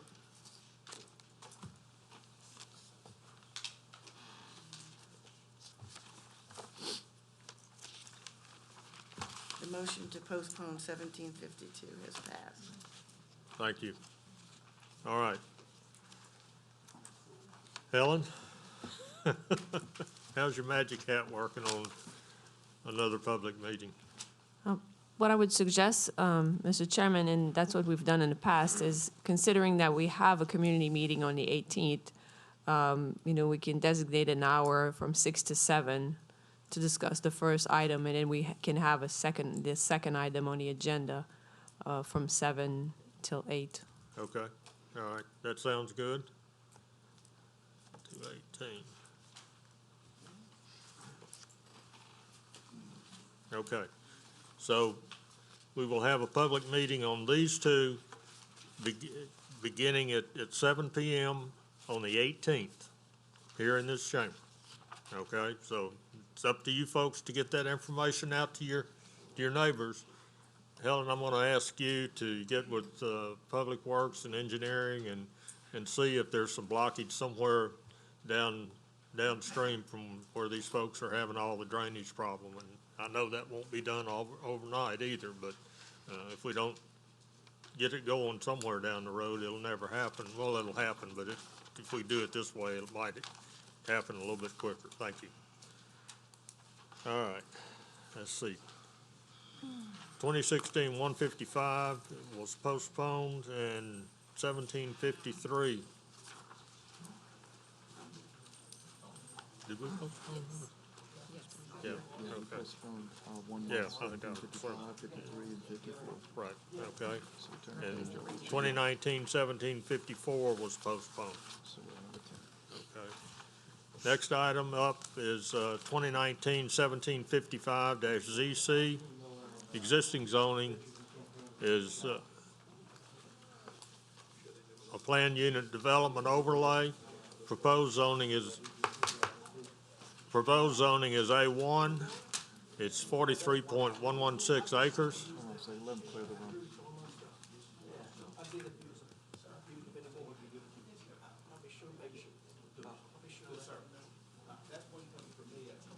I was keeping the card, I'm sorry.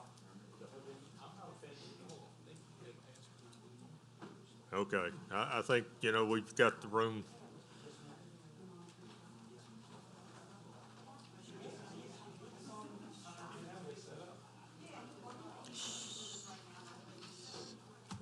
That's pretty respectful. Okay.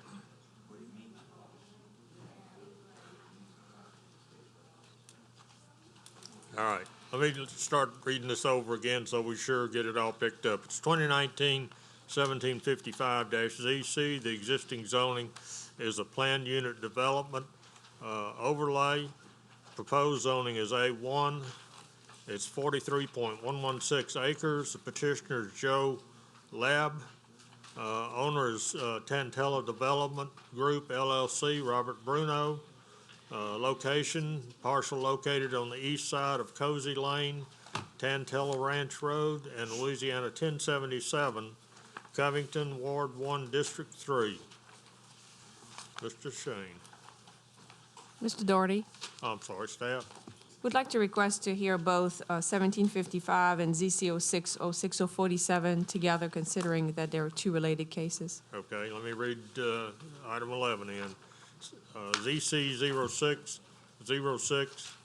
0606047, major amendment to a PUD, Plan Unit Development Overlay. It's 31.884 acres. The petitioner is Joe Lab. Owner is Tantilla Development Group, LLC, Robert Bruno. Location, parcel located on the east side of Cozy Lane, Tantilla Ranch Road, and Louisiana 1077, Ward 1, District 3. Staff. The petitioner is requesting to change the zoning on 43 acres of undeveloped land from PUD to A1 Suburban District. The reason for the request is to remove the acreage of wetlands out of the existing Preserve It Goodby Lake subdivision.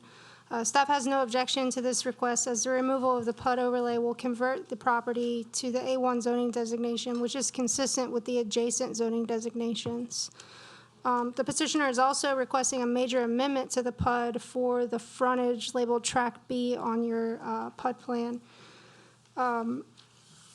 The subject property is located on the east side of Cozy Lane, and the reason for the request are the removal of the 43 acres to the rear of the property to decrease the amount of proposed lots from 92 to 66 lots, and to increase the overall park space, ponds, and roads. As I stated before, there's going to be 66 residential lots. You have the average width and depth of those proposed lots. You did get a revised staff report with the, all the previous concerns were addressed with a revised PUD plan as well. You should have that in front of you. Staff is not opposed to the requested major amendment of the plan unit development overlay or the change from PUD to A1 per the revised plans. Thank you. Mr. Shane. Thank you, Mr. Chair. Jeff Shane of the Jones Fussell Law Firm, P.O. Box 1810 in Covington, and I represent Tantilla Development Group, LLC. It's Mr. Robert Bruno, and also the prospective purchasers of this tract. Hopefully, well, I guess two of our new commission members would not remember this case when it came before you 6 to 8 months ago as Goodby, the preserve at Goodby Lake. But you may remember that this project got zoning approval and later preliminary subdivision approval. So I think what I delivered to you tonight is good news. Beauty's in the eyes of the beholder, we'll find out. This PUD does not change as it relates to density, lot configuration, lot location, streets, drainage, or any other element whatsoever. Why do we come to you? Mr. Bruno has determined that he would like to extract what would have been 43 acres of wetlands area, green space in the PUD, rezone it to A1, and he intends to create a mitigation bank, a wetlands mitigation bank on that property. So the project, or the cases, if you will, the two cases together, could not be any simpler than what I have said, but I would like to restate. The extraction of the 43 acres requires a change of zone. You strip off the PUD and change it to A1. That will be the property that will be put into the Wetlands Mitigation Bank by Mr. Bruno. The other parcel will be conveyed to the developer, and he will develop the PUD identical to the PUD that you have approved in the past as to number of lots, lot sizes, et cetera, et cetera. The change in the PUD will require the PUD to come back to you as a planning commission for a new preliminary subdivision approval. That issue was brought up last week, raised by me, because I thought perhaps it could be done administratively, but it'll come back to you for public hearing. So the point is that if you make these recommendations this evening as to the two cases, and if the council so ordains, then the PUD will come back to you for a new preliminary subdivision, because technically 43 acres of the green space will not be a part of the drainage plan, for example. And we will have to produce a revised hydrology to meet parish requirements and certainly to be available for the public to look at and comment. So with those comments, we would ask that you recommend to the council a change of zoning for the 43 acres to A1, and also you can pass a resolution this evening of major amendment to the PUD as I have described to you. If any of you have any questions, I'll be glad to address them now or later as the hearing progresses. Thank you, Mr. Shane. All right. We have a card from John Martin, who's in favor. John?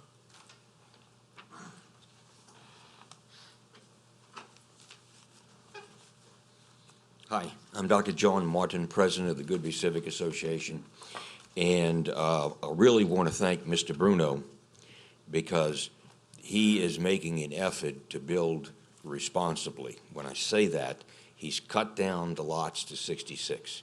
Now, that is not with a lot of problems, okay? This is wetlands. Zone A, A4, but Zone A. This is wetlands, and the building part, which we're gonna discuss the next time it comes before y'all, has to be done with the idea that they're building in a flood zone. To give you an idea what I'm talking about, 1 acre of wetlands that they cover up with red clay can hold 1 million gallons of water. Now, here's 31 acres that they're gonna build on. If they covered it all with red clay, that would be 31 million gallons of water that need to go some other place, okay? So I'm approving, I really talk for this, because I think Mr. Bruno's doing a good job in cutting back and using the 41 acres for mitigation property. I think that's great. And in our area, the flat Goodby area that floods, I'm in Zone B, I flooded 4 times. This is Zone A. I think Mr. Bruno's doing a good start, but the planning part has to be really done with a critical eye, with the thought that perhaps we should use raised foundations. Not piers posed, but when I lived in Lakeview, I walked up 4 steps into my house, 7.5 inches. 7.5, 30 inches. So I walked up almost 3 feet from the ground into my house, and our house didn't flood in Lakeview. So we've got a lot of thinking to do. I'm in favor of this. I think this is great. I wish the other people, other developers in our area would do this and think about building in wet lands is not easy, and it has to be done critically. Otherwise, we're flooding out people, okay? If they build it up, the people next door are going to flood. So we have to think about that. But I would suggest y'all do approve this far into the zoning part. And then planning, we're going to have long talks about planning. But think about the water that would be displaced if they do the usual slab on fill. Okay, thank y'all very much. Thank you, John. All right, we have another card from Philip Latapi. Latapi, yes, sir. Okay, you for or against? Don't know. First of all, Phil Latapi, 26402 Turkey Ridge Road in Bush. You people are not paid enough. I don't know what all that was. I'm not here to generate heartburn for anyone. It's more of a question, right? Overall, I'm in favor of the project just because, give you a little bit of background. I bought 5 lots on the perimeter from a group that called themselves developers back in 2005. I assumed that they had a bond for all of the streets and everything because the whole project was approved. Thank goodness there's someone now who actually will develop the project. However, I've been paying taxes on this property for 15 years. Don't know how long the moratorium has been on there by the council and Councilman Dean for protective purposes. They would not allow street access to these properties or my lots because of the traffic, right? So in the light of a potential lawsuit, the council, after the developer went defunct, the council or the parish put in the existing street referenced here as Cozy Lane. There's 4 houses back there now, all from the same family that came over after Katrina from St. Bernard Parish. They threatened to sue. People got scared because they gave them permits and they developed the property. So my question is, if this project goes based on what is proposed now, if there are not streets put in by the proposed developer, how am I, as a property owner who rightfully owns property, how am I going to get access? Because I can't convey these to someone if it's in a moratorium or they can't get rear yard access and they can't put a driveway off of 1077 on Tentilla. So I apologize if this is not the venue to ask this question, but I need to find out somewhere what is going to protect my interest in the property that I own there if this development goes through and I don't see any proposed streets where there's going to be proposed wetlands or where there's been wetlands determined. All right. So where do I start to find these answers? Well, right here's a good place, so I'm going to turn it over to Emily, our legal counsel, and let her answer your question.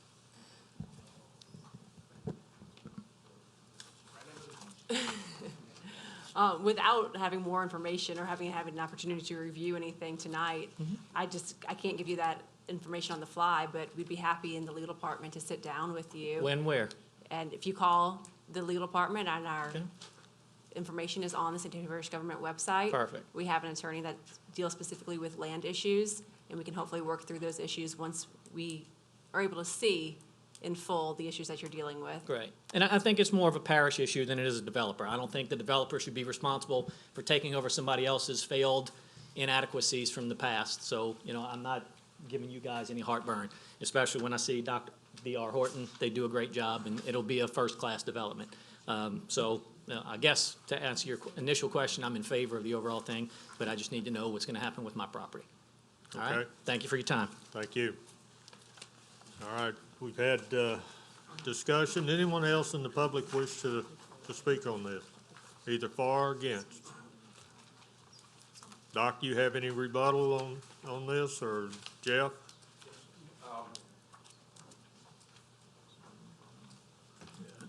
Yes, sir. Thank you for asking. This is one of the problems that I was talking about, we need to talk about in planning, because I talked about this when I saw this, that they were supposed to, all these streets that are on the road on 1077 should have been turned in, so that you don't have kids getting on a school bus out on a highway, on a very busy highway. They should have been turned in, and they don't have a road built there. And they should have a road built there. And the objection was they'd have to cut down on the pond in order to put the road. Well, with 41 acres of wetlands, they should be able to put a road there and then back the other pond up even more. There is a gentleman that's on Tantella Ranch Road whose house was forced to face in because there was going to be a road there. And now there's no road, and his house is facing the bushes. And in back of him is Tantella Ranch Road, and he needs to enter his house and bring people to his house by the back door, which is really something that I wanted to get into on planning with y'all. But I do agree with this gentleman. He's 100% correct, and these things should be corrected. Okay, thank you. Once again, planning's going to be very busy. Yes, it is. Thank you. All right, Mr. Shane, you have any comments? Yes, sir,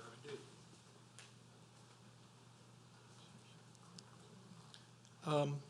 Does everyone see on your, the drawings in your staff report where these lots are that this gentleman was referring to? I think we ought to take a minute and look at them, because I don't want to, I fear some confusion will be created as it relates to what this development consists of and does not. If you want to look at the, the fourth page of the, let's see, maybe it's depicted a little clearer. Can you see it on the PUD plan, the lots to the outside, kind of the, I guess that would be what, the northwest corner, right? I mean, those lots and those parcels, and I appreciate the gentleman acknowledging it, they are not a part of this development. We have wetlands that abuts that area. It has never been our plan, nor will it be our plan, to build a road to provide access to him. It doesn't mean that I don't hear his problem and I'm not sympathetic. But what I don't want is to allow that idea at a zoning commission hearing to follow us to the planning commission with some belief that the developer of this project would be required to provide access. I don't believe that to be the case. Likewise, with regard to Dr. Martin's comments, and I do appreciate those words of support, although at times I had to wonder where that support was going.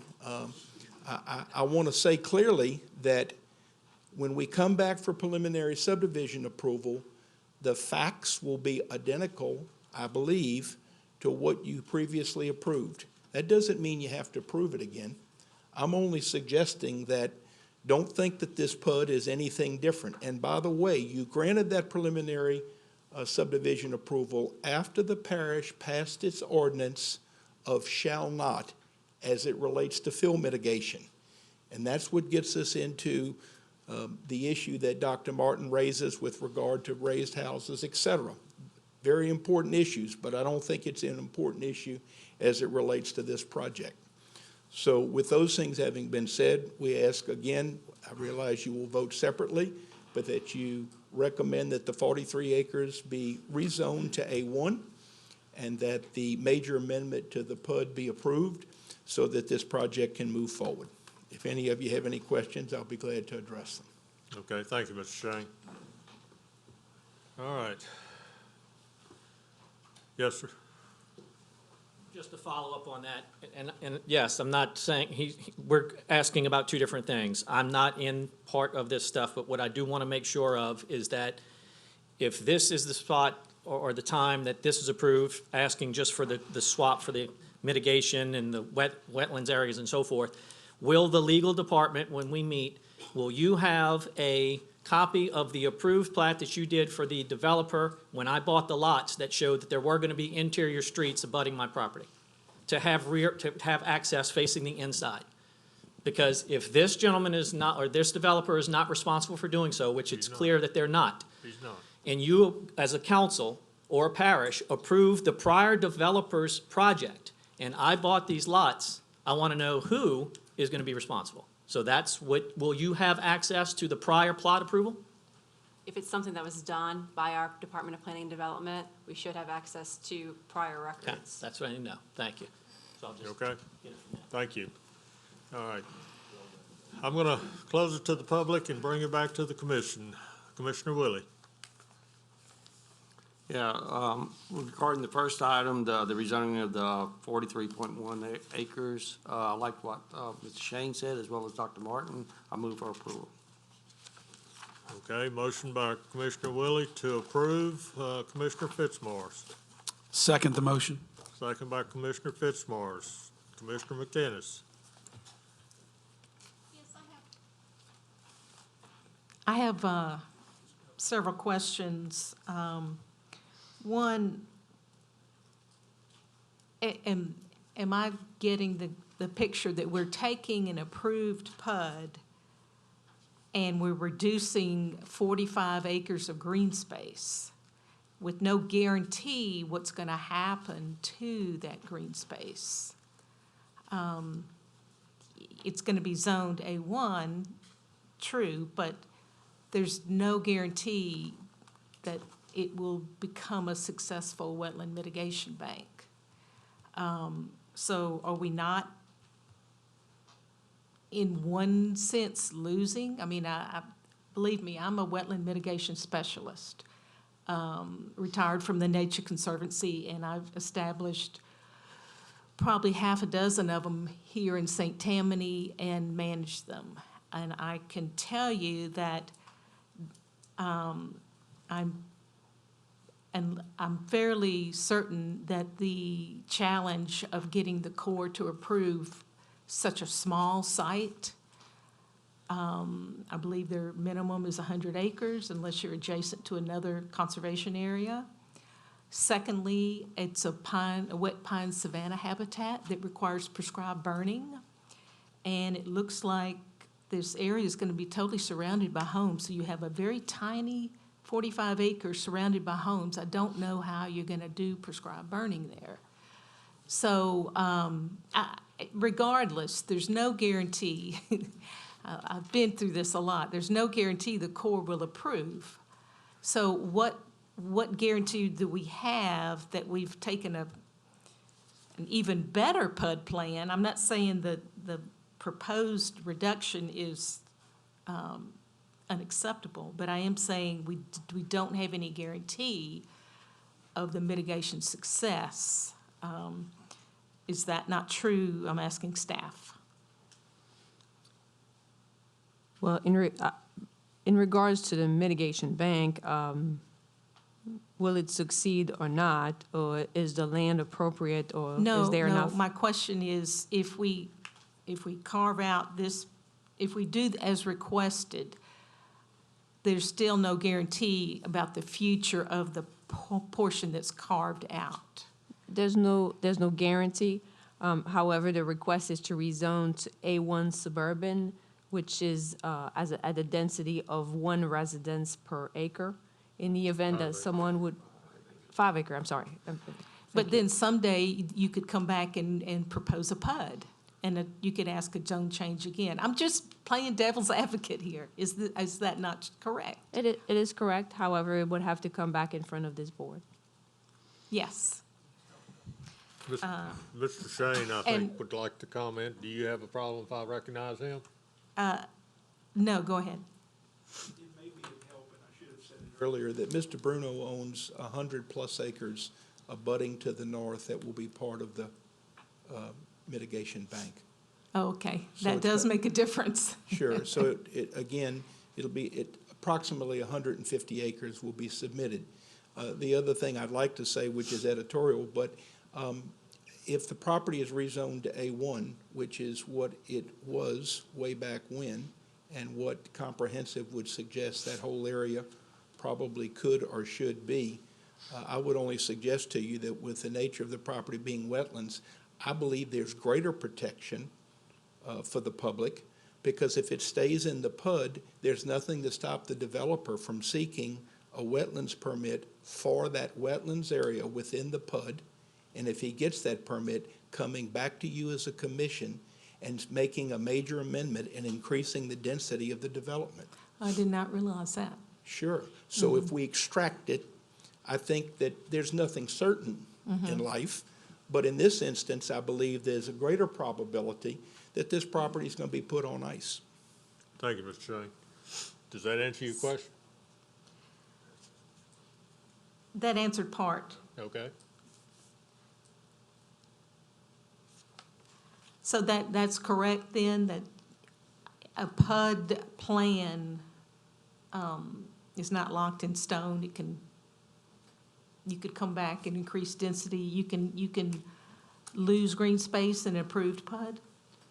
It would require a major amendment to the PUD, and it would need to come back in front of the zoning commission and potentially through preliminary approval in front of the planning commission. But a PUD cannot just be changed. There's some requirements to go through changes of a PUD. And if it's major or listed under the list, then it will have to come back in front of the zoning commission for a review and a vote on it.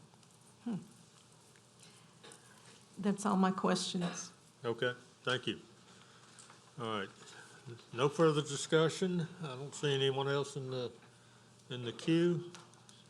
So we have a motion and a second to approve the proposed zoning of A1 on 2019-1755 ZC. Please vote.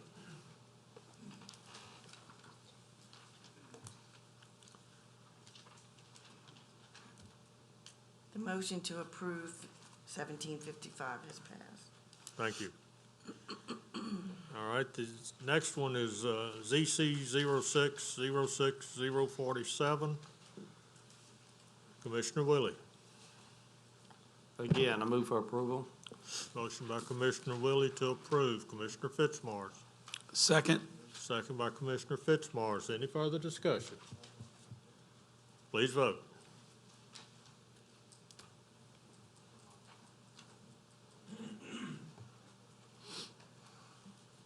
The motion to approve 047 has passed. Thank you. I don't have any new business on the agenda. Any old business? Do I hear a motion to adjourn? Motion to adjourn. Thank you. See if I can grab these two and see if we can kind of get them together. I don't think they can